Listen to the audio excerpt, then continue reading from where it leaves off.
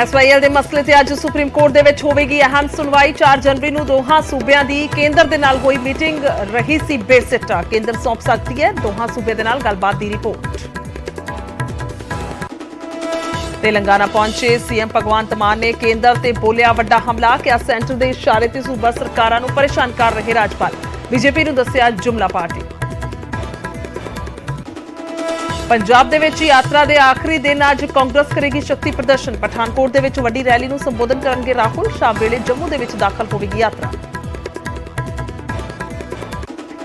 मनप्रीत बादल दी कांग्रेस छड्ड बीजेपी दे विच जाण तों बाद परनीत कौर ते कार्रवाई दी उठी मंग। रंधावा बोले पार्टी के खिलाफ एक्टिव परनीत कौर नूं दिखाया जाना चाहिए बाहर का रस्ता। पता नहीं क्यों नहीं हो रही कार्रवाई। जीरा शराब फैक्ट्री के बाहर चल रहे धरने ते सांझा मोर्चा अज लवेगा फैसला। सवेरे 11 बजे होवेगी मीटिंग। मुख्यमंत्री मान फैक्ट्री बंद करने का कर चुके ने ऐलान। हमले ਨੂੰ ਲੈ ਕੇ ਆਮੋ ਸਾਹਮਣੇ ਐਸਜੀਪੀਸੀ ਪ੍ਰਧਾਨ ਅਤੇ ਕੌਮੀ ਇਨਸਾਫ ਮੋਰਚਾ। ਧਾਮੀ ਬੋਲੇ ਮੋਰਚੇ ਦੇ ਸੱਦੇ ਤੇ ਹੀ ਗਿਆ ਸੀ ਧਰਨੇ ਦੇ ਵਿੱਚ। ਅਜਿਹੇ ਹਮਲੇ ਰੋਕਣਾ ਪ੍ਰਬੰਧਕਾਂ ਦਾ ਕੰਮ, ਪਰ ਮੋਰਚੇ ਦੇ ਆਗੂ ਬੋਲੇ ਬਿਨਾਂ ਬੁਲਾਵੇ ਦੇ ਆਏ ਸਨ। ਐਸਜੀਪੀਸੀ ਪ੍ਰਧਾਨ ਨਾਮੀ ਮਹਿਲਾ ਰੈਸਲਰਾਂ ਨੇ ਕੁਸ਼ਤੀ ਸੰਘ ਦੇ ਪ੍ਰਧਾਨ ਤੇ ਲਾਏ ਸਰੀਰਕ ਸ਼ੋਸ਼ਣ ਦੇ ਇਲਜ਼ਾਮ। ਜੰਤਰ ਮੰਤਰ ਤੇ ਲਗਾਇਆ ਮੋਰਚਾ। ਪ੍ਰਧਾਨ ਬ੍ਰਜ ਭੂਸ਼ਣ ਬੋਲੇ ਇਲਜ਼ਾਮ ਸਾਬਿਤ ਹੋਏ ਤਾਂ ਫਾਂਸੀ ਤੇ ਲਟਕ ਜਾਵਾਂਗਾ। ਕੇਂਦਰ ਨੇ 72 ਘੰਟਿਆਂ 'ਚ ਮੰਗੀ ਰਿਪੋਰਟ। जमानत से बाहर आए कैटेगरी के गैंगस्टर तीरथ ढिलवां की मौत।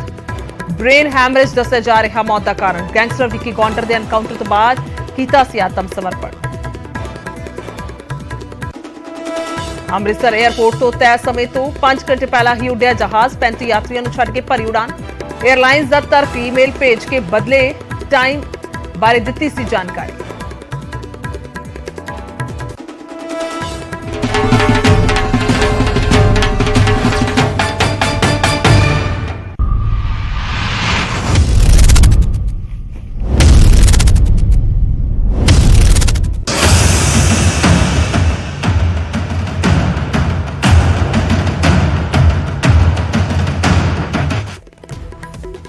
सत श्री अकाल। समय के बुलेटिन च स्वागत है। मैं तुहाडे नाल खुशबू संधू। तो बुलेटिन दे विच हर वड्डी ते छोटी खबर ते नजर पावांगे, पर शुरुआत करदे एक वड्डे मसले तो। अजिही गुंझलदार पखेली है एसवाईएल का जिक्र करांगे। एसवाईएल के मसले ते दसदी कि अज सुप्रीम कोर्ट दे विच अहम सुनवाई है। 4 जनवरी नूं पंजाब हरियाणा दी केंद्र दे नाल मीटिंग होई सी, अहम बैठक होई सी और दोहां सूबिਆਂ दी केंद्र दे नाल मीटिंग जिहड़ी आ बेसिट्टा रही सी। तां केंद्र दोहां सूबिਆਂ दे नाल गलबात दी रिपोर्ट सौंप सकदा है। पिछली सुनवाई ते दस दी कि सुप्रीम कोर्ट ने रिपोर्ट मंगी सी और केंद्र नूं कहा सी कि मसला हल कराया जाए। तो दस दईए कि पिछली मीटिंग तो बाद दोवें सूबे आपो अपने स्टैंड ते कायम रहे ने ते तर्क दिते ने कि एसवाईएल दी थां ते वाईएसएल बनाओ। पंजाब ने कहा साडे कोल वाधू पानी नहीं है, मजबूती दे नाल असीं केस लड़ांगे। साडी मंग पहला एसवाईएल बने, यह हरियाणा दा कहना सी। पानी दी वंड बाद दे विच वेखांगे। सूबे च पानी दी वड्डी कमी है। तां इह दोवां सूबिਆਂ ने आपो अपने तर्क रख दिते सन और हुण अज हो सकता है कि केंद्र अपनी रिपोर्ट सौंपे और उस तो बाद फिर सुप्रीम कोर्ट देश की सर्वोच्च अदालत है कि कुछ अगे सुनवाई के दौरान हुंदा है बहुत अहम रहेगा, क्योंकि बड़ा मुद्दा है। खास तौर पर एक समय दोवें इकट्ठे सन पंजाब ते हरियाणा ते जदों उस तो बाद ये समझौते हुए जिसनूं लैके हुण तक कह सकते हैं कि यह लड़ाई चल रही है। सुशील पांडे ने फोन लाइन से ज्यादा जानकारी ली। सुशील, क्या कुछ जानकारी है आज की अहम सुनवाई को लेकर?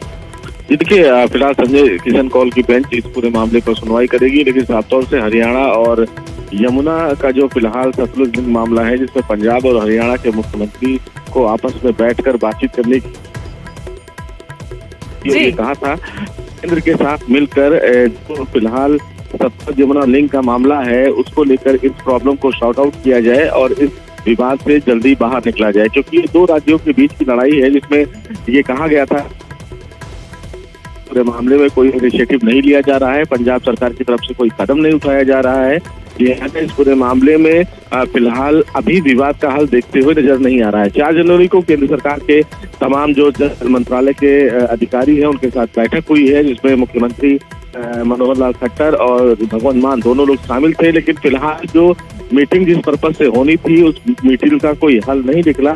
सुप्रीम कोर्ट ने ये दोनों सरकारों से भी कहा था कि अगर इस विवाद का हल निकलता है तो हम इस मामले में अहम आदेश जारी करते हैं। तो आज की सुनवाई क्रूशियल इसलिए भी है सुप्रीम कोर्ट में क्योंकि कहीं ना कहीं एसवाईएल के मुद्दे को लेकर दोनों राज्यों के बीच में टकराव लगातार देखने को मिल रहा है। साफ तौर से इस टकराव के बीच में जो परेशान हो रही है वो पंजाब और दिल्ली की जनता हो रही है। सबसे महत्वपूर्ण बात इस मामले में ये भी देखने को मिल रही है कि जैसे मौसम बदल रहा है और गर्मी का महीना आएगा, ऐसे में पंजाब में पानी की कमी देखने को मिलेगी। हरियाणा की सरकार की तरफ से ये कहा जा रहा है कि जो नहर है उस नहर के को लेकर इस पूरे मामले में सुप्रीम कोर्ट ही कोई आखिरी रास्ता दिखाए, क्योंकि राज्य सरकार पंजाब के द्वारा इस मामले में कोई भी मदद नहीं की जा रही है और इस पूरे मामले को राजनीतिक मुद्दा बनाया जा रहा है। वैसे में आज अगर सुप्रीम कोर्ट इस पूरे मामले की सुनवाई करता है तो देखना बेहद अहम होगा कि केंद्र सरकार से इस पूरे मामले में क्या कुछ जवाब दाखिल किया जा सकता है और साथ ही साथ दोनों राज्य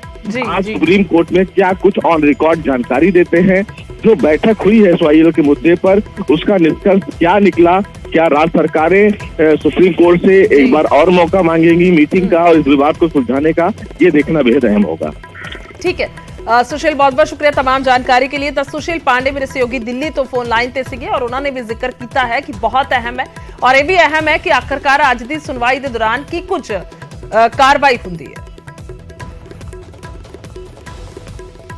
तो यह बड़ा मसला है, खास तौर पर दस दईए कि एसवाईएल ਦੀ ਥਾਂ ਤੇ YSL बनना चाहिए। ये पंजाब के सीएम मीटिंग तो बाद कह रहे सन, उन्होंने अपना तर्क दिता, मजबूती के नाल तर्क रखा और उन्होंने कहा कि पंजाब के कोल वाधू पानी नहीं है। हमेशा तो बेशक सीएम कोई भी किसी भी पार्टी का रहा होवे तो हमेशा तो हुण तक ये स्टैंड कायम रहा है, बेशक वो कैप्टन अमरिंदर सिंह सन, चन्नी सन या फिर उस तो पहला प्रकाश सिंह बादल सन। तो ये सारे ही जिहड़े वक्खो-वक्ख पार्टियां ने, ऑल पार्टी कह सकते हैं पंजाब की, सब का इको ही स्टैंड है इस मुद्दे ते कि पंजाब की स्थिति अजिही है कि पानी नहीं है कि असीं गुआंढी सूबे नूं दईए। पर जेकर हरियाणा का जिक्र करिए, उन्हां दा कहना है, उन्हां दी पहली मंग ये है कि पहला एसवाईएल बनाओ, यानी कि नहर बनाओ और पानी फिर कितना है उस अनुपात के हिसाब दे नाल, रेशो के हिसाब दे नाल असीं वेख लवांगे और उस तो बाद बैठ के गलबात हो सकती है। पर पहल के आधार पर जिहड़ी नहर है उसकी खुदाई की जाए।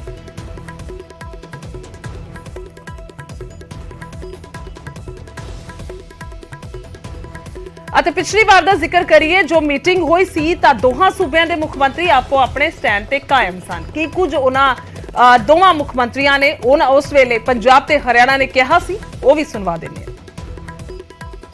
पानी हमारे पास है नहीं, एक भी बूंद पानी पंजाब का नहीं जा सकता। तो करेंगे, कोर्ट में जाएंगे, लड़ाई लड़ेंगे, वकील हमारे भी होंगे, उनके भी होंगे। अब वो पुराने 1964 के 1981 की बात कर रहे हैं, वो सारे एग्रीमेंट जो हैं वो रिव्यू भी नहीं हुए। YSL, यमुना से सतलुज को पानी दे दो, SYL की जगह YSL कर लो, यमुना से सतलुज को पानी दे दो, रास्ते में हरियाणा आता है उसको दे दो। पानी के बंटवारे का नहीं है, आज विषय एसवाईएल नहर को बनाने का है। अगर नहर बनती है तो पानी तो प्रो रेटा जो भी नया ट्रिब्यूनल बना है जो निर्णय देंगे उसके हिसाब से लेंगे, उसमें कहीं कोई झगड़ा नहीं है। लेकिन अगर एसवाईएल नहर बनेगी नहीं, पानी तो हो सकता है हमारे यहाँ ज्यादा है, हमको उनको देना पड़ेगा, उनके जगह ज्यादा है हमको लेना पड़ेगा। बरसात के दिनों में तो दोनों प्रदेश में पानी ज्यादा होता है, इसलिए एसवाईएल चैनल एक बनना ये सुप्रीम कोर्ट की डिग्री है, क्योंकि वो जरूरी है। पानी के बंटवारे का विषय उसमें है। कहते भी अल्टरनेटिव की है, मैं कहा भी अल्टरनेटिव के नाम दे विच ही है, SYL की बजाय YSL कर दो। सतलुज यमुना लिंक की बजाय यमुना सतलुज लिंक कर लो, यमुना जो सतलुज नूं पानी दे दो, विच हरियाणा आऊगा उन्होंने दे दो, पर साडे सतलुज नूं तां बचाओ।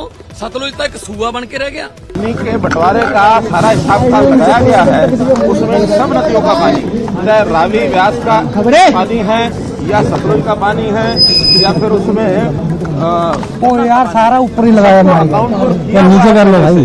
इसलिए देशों में जो पानी बांटा गया है उसमें यमुना का पानी को किया हुआ है।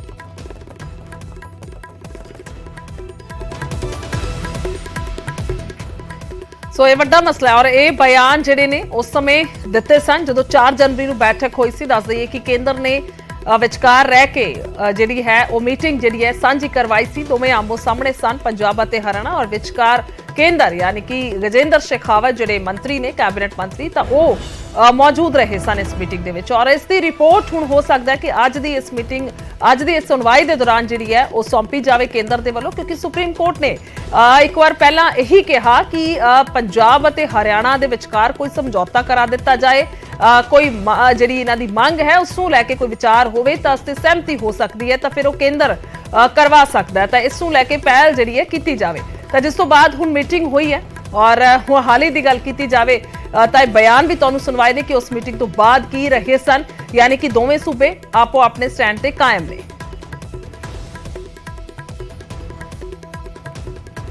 ਉਧਰ ਕੇਂਦਰ ਤੇ ਸੀਐਮ ਭਗਵੰਤ ਮਾਨ ਦਾ ਵੱਡਾ ਹਮਲਾ ਸਾਹਮਣੇ ਆਇਆ ਸੂਬਾ ਸਰਕਾਰਾਂ ਦੇ ਵਿੱਚ ਦਖਲ ਦੇ ਉਹਨਾਂ ਨੇ ਇਲਜ਼ਾਮ ਲਗਾਏ ਨੇ ਸੈਂਟਰ ਦੇ ਇਸ਼ਾਰੇ ਤੇ ਸੂਬਾ ਸਰਕਾਰਾਂ ਨੂੰ ਪਰੇਸ਼ਾਨ ਕਰ ਰਹੇ ਨੇ ਰਾਜਪਾਲ ਇਹ ਵੱਡਾ ਬਿਆਨ ਉਹਨਾਂ ਨੇ ਦਿੱਤਾ ਹੈ ਸੀਐਮ ਮਾਨ ਨੇ ਬੀਜੇਪੀ ਨੂੰ ਜੁਮਲਾ ਪਾਰਟੀ ਦੱਸਿਆ ਬੀਜੇਪੀ ਦਾ ਹਰ ਵਾਅਦਾ ਸਾਬਤ ਹੋਇਆ ਜੁਮਲਾ ਉਹਨਾਂ ਨੇ ਕਿਹਾ ਬੀਜੇਪੀ ਲੋਕਾਂ ਨੂੰ ਗੁੰਮਰਾਹ ਕਰ ਰਹੀ ਹੈ ਇਹ ਵੀ ਉਹਨਾਂ ਨੇ ਕਿਹਾ ਔਰ ਸੀਐਮ ਮਾਨ ਦੱਸੇ ਕਿ ਕੱਲ ਤੇਲੰਗਾਨਾ ਦੇ ਸੀਐਮ ਕੇਸੀਆਰ ਦੇ ਵੱਲੋਂ ਸੱਦੀ ਗਈ ਵਿਰੋਧੀ ਧਿਰਾਂ ਦੀ ਰੈਲੀ ਦੇ ਵਿੱਚ ਸ਼ਾਮਿਲ ਹੋਏ ਸਨ ਅਤੇ ਰੈਲੀ ਦੌਰਾਨ ਬੀਜੇਪੀ ਤੇ ਇਹ ਵੱਡੇ हमले बोले गए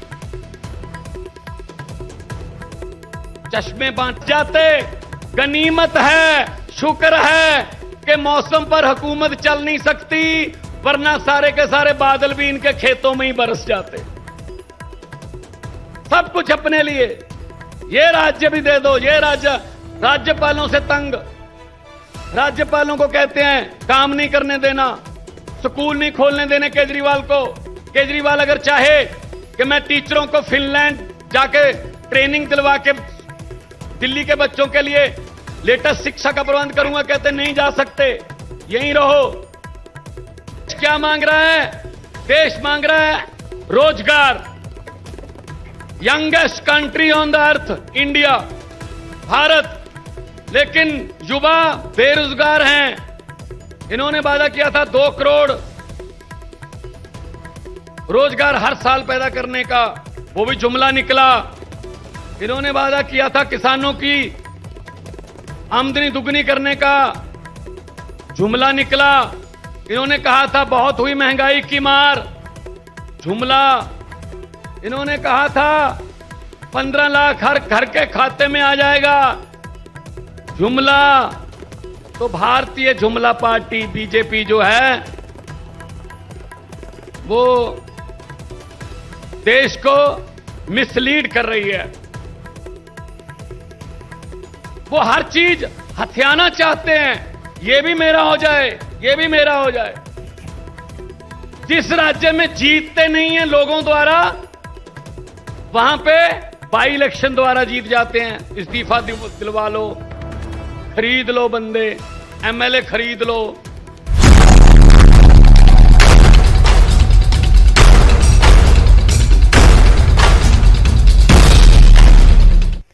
ਅੱਗੇ ਵਧਾਂਗੇ ਤਾਂ ਜੀਰੇ ਮੋਰਚੇ ਦਾ ਜ਼ਿਕਰ ਕਰਾਂਗੇ ਜੀਰਾ ਧਰਨੇ ਤੇ ਫੈਸਲਾ ਅੱਜ ਹੋਏਗਾ ਸਾਂਝਾ ਮੋਰਚਾ ਧਰਨੇ ਤੇ ਦੱਸੀ ਕਿ ਅੱਜ ਫੈਸਲਾ ਲਏਗਾ ਸਵੇਰੇ 11 ਵਜੇ ਸਾਂਝੇ ਮੋਰਚੇ ਦੇ ਵੱਲੋਂ ਮੀਟਿੰਗ ਰੱਖੀ ਗਈ ਹੈ ਸੀਐਮ ਫੈਕਟਰੀ ਬੰਦ ਕਰਨ ਦਾ ਹੁਕਮ ਕਰ ਚੁੱਕੇ ਨੇ ਐਲਾਨ ਕਰ ਚੁੱਕੇ ਨੇ ਸੀਐਮ ਦੇ ਐਲਾਨ ਦੇ ਬਾਵਜੂਦ ਵੀ ਦੱਸੀ ਕਿ ਜੀਰਾ ਦੇ ਵਿੱਚ ਧਰਨਾ ਜਾਰੀ ਹੈ ਔਰ ਸਰਕਾਰ ਤੋਂ ਲਿਖਤੀ ਤੌਰ ਤੇ ਭਰੋਸਾ ਮੰਗਿਆ ਜਾ ਰਿਹਾ ਸਾਂਝੇ ਮੋਰਚੇ ਦੇ ਵੱਲੋਂ ਅੰਦੋਲਨ ਦੌਰਾਨ ਦੱਸਦੀ ਕਿ ਦਰਜ ਕੇਸ ਵਾਪਸ ਲੈ ਜਾਣੇ ਵੀ ਮੰਗ ਹੈ ਫੈਕਟਰੀ 'ਚ ਕੰਮ ਕਰਨ ਵਾਲੇ ਮਜ਼ਦੂਰਾਂ ਨੂੰ ਮੁਆਵਜ਼ਾ ਦਿੱਤਾ ਜਾਵੇ ਇਹ ਵੀ ਮੰਗਾਂ ਰੱਖੀਆਂ ਜਾ ਰਹੀਆਂ ਨੇ ਤਾਂ ਸਿੱਧੇ ਤੌਰ ਤੇ ਇਹ ਮੋਰਚਾ ਜਿਹੜਾ ਉਹ ਅਜੇ ਤੱਕ ਚੱਲ ਰਿਹਾ ਹੈ ਔਰ ਇਸ ਨੂੰ ਲੈ ਕੇ ਅੱਜ ਫੈਸਲਾ ਹੋਣਾ ਹੈ ਕਿਹਾ ਗਿਆ ਕਿ ਵੱਡੀ ਮੀਟਿੰਗ ਹੋਏਗੀ ਔਰ ਉਸ ਤੋਂ ਬਾਅਦ ਇਹ ਫੈਸਲਾ ਲਿਆ ਜਾਏਗਾ ਰਾਜੀਵ ਸ਼ਰਮਾ ਮੇਰੇ ਸਹਿਯੋਗੀ ਲਾਈਵ ਮੌਜੂਦ ਨੇ ਜੀਰੇ ਧਰਨੇ ਤੋਂ ਰਾਜੀਵ ਕੀ ਕੁਝ ਤਸਵੀਰ ਇਸ ਵੇਲੇ ਦੇਖ ਪਾ ਰਹੇ ਹੋ ਮੀਟਿੰਗ ਨੂੰ ਲੈ ਕੇ ਕਿਸ ਤਰ੍ਹਾਂ ਦੀ ਜਾਣਕਾਰੀ ਹੈ ਕਿੰਨੀਆਂ ਵੱਡੀਆਂ ਕਹਿ ਸਕਦੇ ਆ ਜਥੇਬੰਦੀਆਂ ਪਹੁੰਚ ਰਹੀਆਂ ਨੇ ਕਿੰਨੀ ਵੱਡੀ ਤਾਦਾਦ ਹੋ ਸਕਦੀ ਹੈ ਕੀ ਕੁਝ ਸੰਭਵਤਾ ਹੈ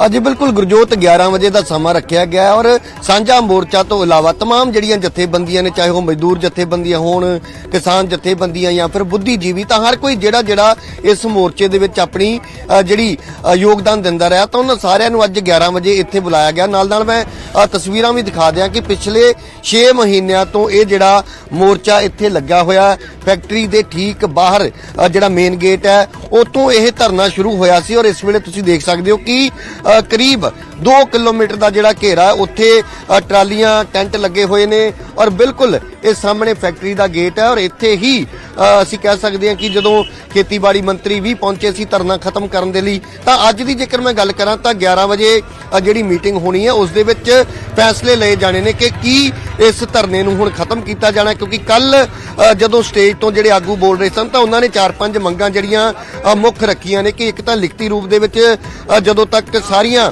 ਮੰਗਾਂ ਨੂੰ ਨਹੀਂ ਮੰਨਿਆ ਜਾਂਦਾ ਉਦੋਂ ਤੱਕ ਇਹ ਧਰਨਾ ਖਤਮ ਨਹੀਂ ਕੀਤਾ ਜਾਏਗਾ। ਤਾਂ ਇਹ ਉਹ ਸਟੇਜ ਹੈ, ਇਹ ਟੈਂਟ ਜਿੱਥੇ ਨਜ਼ਰ ਆ ਰਿਹਾ, ਇੱਥੋਂ ਹੀ ਇਸ ਧਰਨੇ ਦੀ ਸ਼ੁਰੂਆਤ ਹੋਈ ਸੀ। ਦੂਸਰੇ ਪਾਸੇ ਮੁੱਖ ਮੰਤਰੀ ਵੱਲੋਂ ਜਿਹੜਾ ਆਦੇਸ਼ ਦਿੱਤਾ ਗਿਆ ਕਿ ਫੈਕਟਰੀ ਨੂੰ ਤੁਰੰਤ ਪ੍ਰਭਾਵ ਦੇ ਨਾਲ ਬੰਦ ਕੀਤਾ ਜਾਵੇ, ਤਾਂ ਉਸ ਤੋਂ ਬਾਅਦ ਕਿਸਾਨ ਆਗੂ ਕਿਤੇ ਨਾ ਕਿਤੇ ਸਵਾਗਤ ਵੀ ਕਰਦੇ ਹੋਏ ਨਜ਼ਰ ਆਏ। ਪਰ ਸਿੱਧੇ ਤੌਰ ਤੇ ਹੁਣ ਅਸੀਂ ਕਹਿ ਸਕਦੇ ਹਾਂ ਕਿ ਅੱਜ ਦੀ ਜਿਹੜੀ ਮੀਟਿੰਗ ਹੈ ਉਸ ਤੋਂ ਬਾਅਦ ਹੀ ਜਿਹੜੇ ਅਹਿਮ ਫੈਸਲੇ ਨੇ ਉਹ ਲਏ ਜਾਣੇ ਨੇ ਔਰ ਕੱਲ ਅਖੰਡ ਪਾਠ ਸਾਹਿਬ ਦਾ ਭੋਗ ਵੀ ਜਿਹੜੇ ਨੇ ਉਹ ਪਾਏ ਜਾਣੇ ਨੇ ਉਸ ਪਿੰਡ ਦੇ ਵਿੱਚ ਜਿੱਥੋਂ ਇਸ ਅੰਦੋਲਨ ਦੀ ਸ਼ੁਰੂਆਤ ਹੋਈ ਸੀ। ਤਾਂ ਕਿਸਾਨ ਆਗੂ ਜਿਹੜੇ ਨੇ ਉਹ ਪਹੁੰਚਣੇ ਸ਼ੁਰੂ ਹੋ ਚੁੱਕੇ ਨੇ। ਤਾਂ 11 ਵਜੇ ਦਾ ਸਮਾਂ ਰੱਖਿਆ ਗਿਆ ਮੀਟਿੰਗ ਦਾ। ਤਾਂ ਇੱਕ ਵਾਰ ਉਹ ਵੀ ਤਸਵੀਰ ਮੈਂ ਜ਼ਰੂਰ ਦਿਖਾਉਣ ਦੀ ਕੋਸ਼ਿਸ਼ ਕਰਦਾ ਕਿ ਇਹ ਧਰਨਾ ਇਸ ਥਾਂ ਤੋਂ ਸ਼ੁਰੂ ਹੋ ਕੇ ਆਖਿਰਕਾਰ ਕਿਸ ਤਰੀਕੇ ਦੇ ਨਾਲ ਮੋਰਚਾ ਜਿਹੜਾ ਫੈਲਿਆ ਹੋਇਆ, ਕਿਉਂਕਿ ਜਦੋਂ ਪੁਲਿਸ ਅਤੇ ਕਿਸਾਨਾਂ ਦੇ ਵਿਚਾਲੇ ਝੜਪ ਹੁੰਦੀ ਹੈ, ਜਦੋਂ ਇਸ ਧਰਨੇ ਨੂੰ ਖਤਮ ਕਰਨ ਦੇ ਲਈ ਪ੍ਰਸ਼ਾਸਨ ਵੱਲੋਂ ਦਬਾਅ ਬਣਾਇਆ ਜਾਂਦਾ, ਤਾਂ ਉਸ ਤੋਂ ਬਾਅਦ ਜਿਹੜੀਆਂ ਹੋਰ ਜਥੇਬੰਦੀਆਂ ਨੇ ਉਹ ਇਸ ਸਾਂਝੇ ਮੋਰਚੇ ਦੇ ਹੱਕ ਦੇ ਵਿੱਚ ਖੜੀਆਂ ਹੋਈਆਂ ਔਰ ਉਸ ਤੋਂ ਬਾਅਦ ਹੀ ਇਸ ਅੰਦੋਲਨ ਨੂੰ ਹੋਰ ਤੇਜ਼ ਜਿਹੜਾ ਉਹ ਕੀਤਾ ਗਿਆ। ਤਾਂ ਹੁਣ ਕਿਤੇ ਨਾ ਕਿਤੇ ਸਰਕਾਰ ਦਾ ਜਿਹੜਾ ਇੱਕ ਫੈਸਲਾ ਜਿਹੜਾ ਲਿਆ ਗਿਆ, ਮੁੱਖ ਮੰਤਰੀ ਵੱਲੋਂ ਸਿੱਧੇ ਤੌਰ ਤੇ ਕਹਿ ਦਿੱਤਾ ਗਿਆ ਕਿ ਫੈਕਟਰੀ ਨੂੰ ਬੰਦ ਕੀਤਾ ਜਾਵੇ। ਤਾਂ ਇੱਥੋਂ ਤੁਸੀਂ ਦੇਖ ਸਕਦੇ ਹੋ ਕਿ ਅੱਧਾ ਕਿਲੋਮੀਟਰ ਦੀ ਜਿਹੜਾ ਫਾਸਲਾ ਹੈ ਉੱਥੇ ਦੋਵੇਂ ਪਾਸੇ ਟਰੈਕਟਰ ਟਰਾਲੀਆਂ ਜਿਹੜੀਆਂ ਨਜ਼ਰ ਆ ਰਹੀਆਂ ਨੇ ਔਰ ਇਸੇ ਥਾਂ ਤੇ ਹੀ ਕਿਸਾਨਾਂ ਵੱਲੋਂ ਰਹਿਣ ਦਾ ਵੀ ਪ੍ਰਬੰਧ ਕੀਤਾ ਗਿਆ। ਦੂਸਰੇ ਪਾਸੇ ਲੰਗਰ ਦਾ ਪ੍ਰਬੰਧ ਤੁਸੀਂ ਦੇਖ ਸਕਦੇ ਹੋ ਕਿ ਹਜ਼ਾਰਾਂ ਦੀ ਗਿਣਤੀ ਦੇ ਵਿੱਚ ਜਿਹੜੇ ਕਿਸਾਨ ਇੱਥੇ ਪਹੁੰਚਦੇ ਨੇ। ਤਾਂ ਇਹ ਜਿਹੜੇ ਕਿਸਾਨ ਜਿਨ੍ਹਾਂ ਦੀ ਡਿਊਟੀ ਖਾਸ ਤੌਰ ਤੇ ਇੱਥੇ ਲੰਗਰ, ਚਾਹੇ ਉਹ ਚਾਹ ਦੀ ਗੱਲ ਕਰੀਏ ਜਾਂ ਹੋਰ ਜੋ ਵੀ ਖਾਣ ਪੀਣ ਦਾ ਸਮਾਨ ਹੈ ਉਹ ਤਿਆਰ ਕੀਤਾ ਜਾਂਦਾ ਹੈ ਔਰ ਨਿਰੰਤਰ ਇਸੇ ਤਰੀਕੇ ਦੇ ਨਾਲ ਇਹ ਜਿਹੜੀਆਂ ਸੇਵਾਵਾਂ ਨੇ ਉਹ ਪਿਛਲੇ 6 ਮਹੀਨਿਆਂ ਤੋਂ ਜਾਰੀ ਨੇ। ਤਾਂ ਅੱਜ ਬੜਾ ਅਹਿਮ ਦਿਨ ਹੈ। ਅੱਜ ਦੀ ਜਿਹੜੀ ਮੀਟਿੰਗ ਹੈ ਉਸ ਦੇ ਵਿੱਚ ਅਹਿਮ ਫੈਸਲੇ ਹੋਣਗੇ ਕਿ ਆਖਿਰਕਾਰ ਇਹ ਧਰਨਾ ਅੱਗੇ ਚੱਲਦਾ ਹੈ ਜਾਂ ਫਿਰ ਇਸ ਨੂੰ ਖਤਮ ਕੀਤਾ ਜਾਣਾ। ਪਰ ਦੂਸਰੇ ਪਾਸੇ ਕੱਲ ਜਿਸ ਥਾਂ ਤੇ ਅਖੰਡ ਪਾਠ ਸਾਹਿਬ ਦੇ ਭੋਗ ਪਾਏ ਜਾਣੇ ਨੇ ਉੱਥੇ ਵੱਡੇ ਪੱਧਰ ਤੇ ਪੰਜਾਬ ਭਰ ਦੀਆਂ ਜਿਹੜੀਆਂ ਜਥੇਬੰਦੀਆਂ ਨੇ ਉਹਨਾਂ ਨੂੰ ਸੱਦਾ ਦਿੱਤਾ ਗਿਆ ਕਿ ਉਸ ਥਾਂ ਤੇ ਪਹੁੰਚਣ ਔਰ ਇਹ ਜਿਹੜੀ ਜਿੱਤ ਹੈ ਉਸ ਦੇ ਵਿੱਚ ਜਿਹੜੀ ਅਸੀਂ ਕਹਿ ਸਕਦੇ ਕਿ ਉਸ ਦੇ ਸ਼ੁਕਰਾਨੇ ਵਜੋਂ ਅਖੰਡ ਪਾਠ ਸਾਹਿਬ ਆਰੰਭ ਕਰਵਾਏ ਗਏ ਨੇ ਔਰ ਕੱਲ ਭੋਗ ਪਾਏ ਜਾਣੇ ਨੇ। ਤਾਂ ਕੱਲ ਦੀ ਵੀ ਤਸਵੀਰ ਕਾਫੀ ਅਹਿਮ ਰਹੇਗੀ। ਪਰ ਅੱਜ 11 ਵਜੇ ਵਾਲੀ ਜਿਹੜੀ ਮੀਟਿੰਗ ਹੈ ਉਸ ਦੇ ਉੱਤੇ ਸਰਕਾਰ, ਪ੍ਰਸ਼ਾਸਨ ਅਤੇ ਜਥੇਬੰਦੀਆਂ ਦੀ ਹਰ ਕਿਸੇ ਦੀ ਨਜ਼ਰ ਬਣੀ ਹੋਈ ਹੈ। ਜੀ ਗੁਰਜੋਤ ਜੀ ਠੀਕ ਹੈ ਮੁੱਢਲੀ ਜਾਣਕਾਰੀ ਲਈ ਧੰਨਵਾਦ ਹੈ ਰਾਜੀਵ ਤੁਹਾਡਾ। ਤਾਂ ਤਸਵੀਰਾਂ ਵੀ ਅਸੀਂ ਦੇਖੀਆਂ ਤਾਂ ਮੋਰਚਾ ਉਸੇ ਤਰੀਕੇ ਦੇ ਨਾਲ ਅਜੇ ਚੱਲ ਰਿਹਾ ਹੈ ਔਰ ਹੁਣ ਉਡੀਕ ਹੈ ਕਿ ਮੀਟਿੰਗ ਦੇ ਵਿੱਚ ਕੀ ਫੈਸਲਾ ਹੋਏਗਾ, ਕਿਉਂਕਿ ਵੱਡੀ ਮੀਟਿੰਗ ਇਸ ਨੂੰ ਕਿਹਾ ਜਾ ਰਿਹਾ ਔਰ ਤਸਵੀਰਾਂ ਵੀ ਅਸੀਂ ਸਿੱਧੀਆਂ ਦੇਖੀਆਂ ਨੇ। ਤਾਂ ਕੁੱਲ ਮਿਲਾ ਕੇ ਕਹਿ ਸਕਦੇ ਕਿ ਸਟੇਜ ਤਾਂ ਚੱਕ ਦਿੱਤੀ ਗਈ ਹੈ, ਕਿਉਂਕਿ ਜੋ ਫੈਸਲਾ ਦਿੱਤਾ, ਜੋ ਐਲਾਨ ਕੀਤਾ ਸੀਐਮ ਨੇ, ਤਾਂ ਉਸ ਤੋਂ ਬਾਅਦ ਹੁਣ ਇੰਤਜ਼ਾਰ ਹੈ ਕਿ ਮੋਰਚਾ ਕਦੋਂ ਖਤਮ ਹੋਏਗਾ।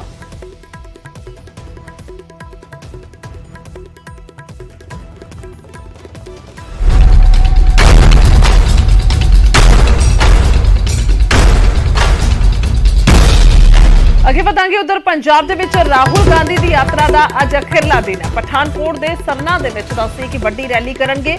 ਰੈਲੀ ਤੋਂ ਬਾਅਦ ਸ਼ਾਮ ਨੂੰ ਪੈਦਲ ਯਾਤਰਾ ਹੋਏਗੀ ਔਰ ਸਰਨਾ ਤੋਂ ਸੁਜਾਨਪੁਰ ਤੱਕ ਪੈਦਲ ਮਾਰਚ ਕੀਤਾ ਜਾਣਾ ਹੈ। ਮਾਧੋਪੁਰ ਹੁੰਦਿਆਂ ਲਖਨਪੁਰ ਦੇ ਰਸਤੇ ਜੰਮੂ ਦੇ ਵਿੱਚ ਐਂਟਰੀ ਹੋਣੀ ਹੈ। ਲਖਨਪੁਰ ਬਾਰਡਰ ਤੋਂ ਦੱਸਦੀ ਹੈ ਕਿ ਫਲੈਗ ਹੈਂਡਓਵਰ ਸੈਰੇਮਨੀ ਹੋਏਗੀ।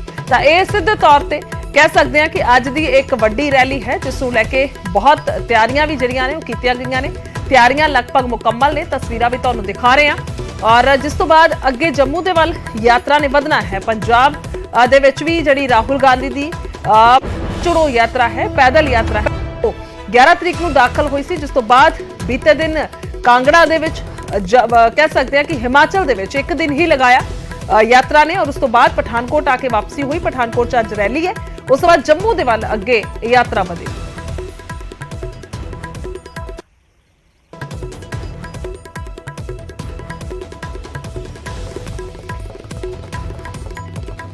ਉਧਰ ਕਾਂਗਰਸ ਦੇ ਵਿੱਚ ਪ੍ਰਨੀਤ ਕੌਰ ਤੇ ਕਾਰਵਾਈ ਦੀ ਮੰਗ ਉੱਠੀ ਹੈ। ਮਨਪ੍ਰੀਤ ਬਾਦਲ ਦੇ ਪਾਰਟੀ ਛੱਡਣ ਤੋਂ ਬਾਅਦ ਇਹ ਮੰਗ ਉੱਠਦੀ ਨਜ਼ਰ ਆਈ ਹੈ। ਰੰਧਾਵਾ ਬੋਲਦੇ ਨੇ, ਕਹਿ ਰਹੇ ਨੇ ਕਿ ਅਸੀਂ ਤਾਂ ਹੁਣ ਪ੍ਰਨੀਤ ਕੌਰ ਨੂੰ ਕੱਢਣ ਦੀ ਮੰਗ ਕਰ ਰਹੇ ਹਾਂ। ਪ੍ਰਨੀਤ ਕੌਰ ਤਾਂ ਪਾਰਟੀ ਤੋਂ ਬਾਹਰ ਹੀ ਨੇ, ਪਤਾ ਨਹੀਂ ਕਿਉਂ ਕਾਰਵਾਈ ਨਹੀਂ ਹੋ ਰਹੀ। ਤਾਂ ਇਹ ਰੰਧਾਵਾ ਨੇ ਬੜਾ ਜ਼ੋਰ ਦੇ ਕੇ ਕਿਹਾ ਹੈ ਕਿ ਪਰਨੀਤ ਕੌਰ ਦੇ ਖਿਲਾਫ ਕਾਰਵਾਈ ਹੋਣੀ ਚਾਹੀਦੀ ਹੈ, ਉਹਨਾਂ ਨੂੰ ਪਾਰਟੀ ਤੋਂ ਬਾਹਰ ਕੱਢਣਾ ਚਾਹੀਦਾ। ਤਾਂ ਜ਼ਿਕਰਯੋਗ ਹੈ ਕਿ ਪਰਨੀਤ ਕੌਰ ਜਿੱਥੇ ਸੰਸਦ ਮੈਂਬਰ ਨੇ ਪਟਿਆਲਾ ਤੋਂ ਕਾਂਗਰਸ ਦੇ, ਤਾਂ ਉੱਥੇ ਹੀ ਕੈਪਟਨ ਅਮਰਿੰਦਰ ਸਿੰਘ ਦੇ ਪਤਨੀ ਨੇ ਜੋ ਕਿ ਕਾਂਗਰਸ ਨੂੰ ਛੱਡ ਚੁੱਕੇ ਨੇ ਔਰ ਬੀਜੇਪੀ ਦੇ ਵਿੱਚ ਜਿਨ੍ਹਾਂ ਦਾ ਰਲੇਵਾਂ ਹੋ ਚੁੱਕਿਆ ਹੈ। ਤਾਂ ਹੁਣ ਇਹ ਮੰਗ ਉੱਠ ਰਹੀ ਹੈ ਕਿ ਪਰਨੀਤ ਕੌਰ ਨੂੰ ਪਾਰਟੀ ਚੋਂ ਕੱਢਿਆ ਜਾਵੇ। ਇਹ ਆਦਮੀ ਪਹਿਲਾਂ ਅਕਾਲੀ ਦਲ ਦਾ ਬੇੜਾ ਗਰਕ ਕਰਕੇ ਆਇਆ, ਫਿਰ ਇਹਨੇ ਪੀਪੀ ਪਾਰਟੀ ਬਣਾਈ, ਉਹਦੇ ਚ ਇਹਦਾ ਕੁਝ ਨਹੀਂ ਬਣਿਆ। ਬਦਕਿਸਮਤੀ ਸਾਡੀ ਹਾਈ ਕਮਾਂਡ ਨੇ ਇਹਨੂੰ ਕਾਂਗਰਸ ਚ ਲੈ ਲਿਆ, ਸਾਡਾ ਭੋਗ ਪਾ ਦਿੱਤਾ। ਅੰਤਮ ਅਰਦਾਸ ਇਹ ਬੀਜੇਪੀ ਦੀ ਜਾ ਕੇ ਜ਼ਰੂਰ ਕਰੇਗਾ।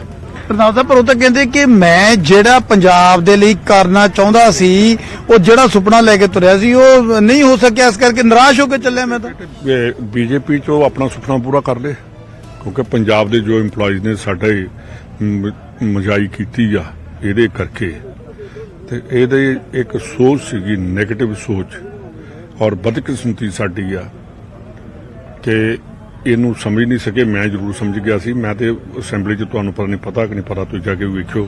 ਮੈਂ ਤਾਂ ਉੱਥੇ ਕਿਹਾ ਕਿ ਆਪਣੇ ਨਾਂ ਦੇ ਪਿੱਛੋਂ ਬਾਦਲ ਹਟਾ ਲਾ, ਢਿੱਲੋਂ ਲਿਖ ਲਾ, ਪਰ ਇਹਦੇ ਮਨ 'ਚ ਹੈਗਾ ਸੀਗਾ ਕਿ ਮੈਨੂੰ ਬਾਦਲਾਂ ਨੇ ਭੇਜਿਆ, ਆਪਣੇ ਤਾਇਆ ਜੀ ਦੀ ਸੇਵਾ ਕਰਨੀ ਹੈ, ਕਰ ਗਿਆ ਸਾਡੀ ਸੇਵਾ। ਗੱਲ ਸੁਣੋ, ਅਸੀਂ ਤੇ ਆਪਣੇ ਮੈਂ ਵੀ ਚਲੋ ਹੁਣ ਹਾਈ ਕਮਾਂਡ 'ਚ ਹੀ ਆ ਗਏ ਹਾਂ, ਤੇ ਹੁਣ ਗੱਲ ਕਰਾਂਗੇ। ਅਸੀਂ ਤੇ ਪਰਨੀਤ ਕੌਰ ਨੂੰ ਕਹਿੰਦੇ ਕੱਢ ਦੋ, ਜਿਹੜੀ ਪਹਿਲਾਂ ਹੀ ਬਾਹਰ ਹੈ ਉਹਨੂੰ ਕੱਢਦੇ ਨਹੀਂ। ਇਹ ਬੰਦੇ ਪਹਿਲਾਂ ਪਾਰਟੀ ਚੋਂ ਕੱਢ ਦੇਣੇ ਚਾਹੀਦੇ ਸੀ। ਗੱਲ ਸੁਣੋ, ਅਸੀਂ ਤੇ ਆਪਣੇ ਮੈਂ ਵੀ ਚਲੋ ਹੁਣ ਹਾਈ ਕਮਾਂਡ 'ਚ ਹੀ ਆ ਗਏ ਹਾਂ, ਤੇ ਹੁਣ ਗੱਲ ਕਰਾਂਗੇ। ਅਸੀਂ ਤੇ ਪਰਨੀਤ ਕੌਰ ਨੂੰ ਕਹਿੰਦੇ ਕੱਢ ਦੋ, ਜਿਹੜੀ ਪਹਿਲਾਂ ਹੀ ਬਾਹਰ ਹੈ ਉਹਨੂੰ ਕੱਢਦੇ ਨਹੀਂ। ਇਹ ਬੰਦੇ ਪਹਿਲਾਂ ਪਾਰਟੀ ਚੋਂ ਕੱਢ ਦੇਣੇ ਚਾਹੀਦੇ ਸੀ। ਉਧਰ ਮੌਜੂਦਾ ਵਿੱਤ ਮੰਤਰੀ ਨੇ ਸਾਬਕਾ ਵਿੱਤ ਮੰਤਰੀ ਦਾ ਨਿਸ਼ਾਨਾ ਸਾਧਿਆ। ਮਨਪ੍ਰੀਤ ਬਾਦਲ ਦੇ ਭਾਜਪਾ ਦੇ ਵਿੱਚ ਸ਼ਾਮਿਲ ਹੋਣ ਤੇ ਹਰਪਾਲ ਚੀਮਾ ਬੋਲੇ ਨੇ। ਮਨਪ੍ਰੀਤ ਬਾਦਲ ਪਹਿਲਾਂ ਤੋਂ ਹੀ ਸਨ ਭਾਜਪਾ ਦਾ ਹਿੱਸਾ, ਉਹਨਾਂ ਦਾ ਕਹਿਣਾ ਹੈ ਮਨਪ੍ਰੀਤ ਬਾਦਲ ਨੇ ਪੰਜਾਬ ਦੇ ਲੋਕਾਂ ਦੇ ਨਾਲ ਧੋਖਾ ਕੀਤਾ ਹੈ। ਭਾਜਪਾ ਦੇ ਵਿੱਚ ਸ਼ਾਮਿਲ ਹੋ ਕੇ ਪੰਜਾਬੀਆਂ ਦੀ ਪਿੱਠ ਦੇ ਵਿੱਚ ਛੁਰਾ ਮਾਰਿਆ ਔਰ ਕਿਹਾ ਕਿ ਭਾਜਪਾ ਕਿਸਾਨਾਂ ਨੂੰ ਖਤਮ ਕਰਨਾ ਚਾਹੁੰਦੀ ਸੀ। ਕੱਲ ਮਨਪ੍ਰੀਤ ਬਾਦਲ ਦੱਸਦੀ ਕਿ ਕਾਂਗਰਸ ਛੱਡ ਕੇ ਭਾਜਪਾ ਦੇ ਵਿੱਚ ਸ਼ਾਮਿਲ ਹੋ ਗਏ ਸਨ, ਜਿਸ ਤੋਂ ਬਾਅਦ ਹਰਪਾਲ ਚੀਮਾ ਦਾ ਇਹ ਬਿਆਨ ਸਾਹਮਣੇ ਆਇਆ।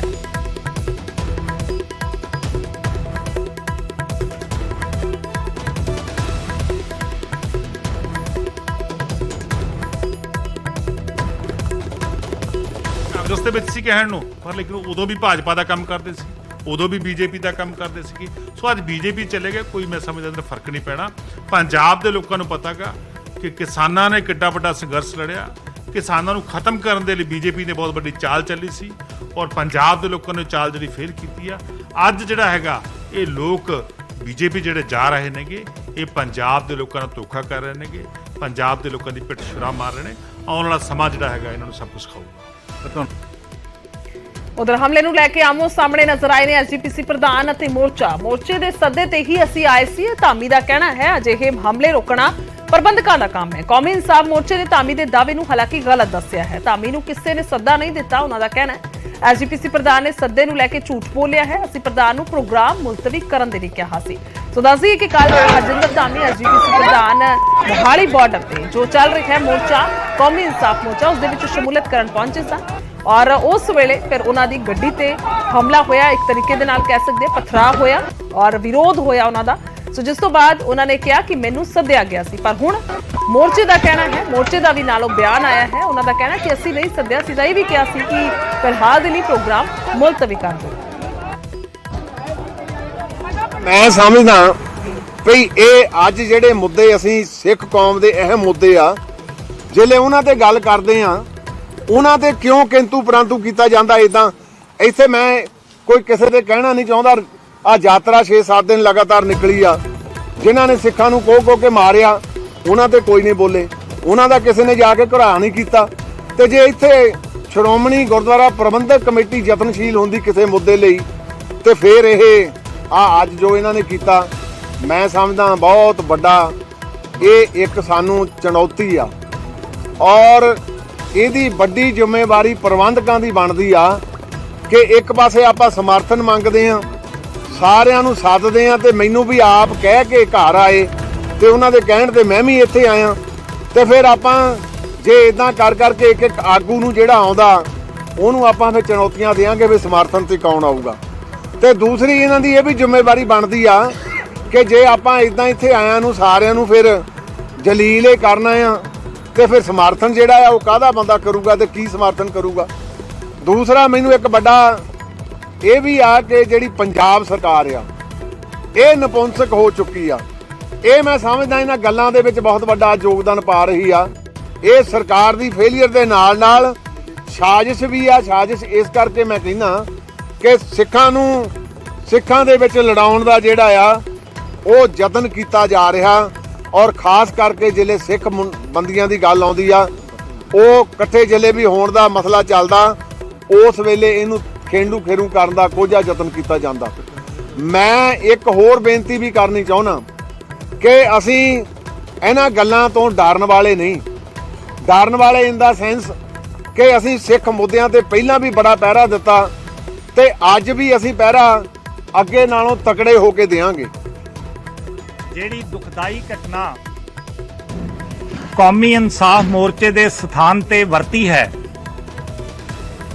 ਜਿਹਦੇ ਵਿੱਚ ਸ਼੍ਰੋਮਣੀ ਗੁਰਦੁਆਰਾ ਪ੍ਰਬੰਧਕ ਕਮੇਟੀ ਦੇ ਪ੍ਰਧਾਨ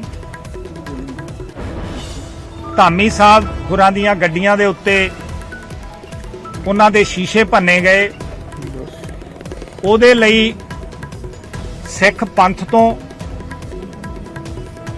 ਸਿੱਖ ਕੌਮ ਤੋਂ ਤੇ ਸਾਰੇ ਪੰਜਾਬੀਆਂ ਤੋਂ ਖਿਮਾ ਦੇ ਜਾਚਕ ਹਾਂ।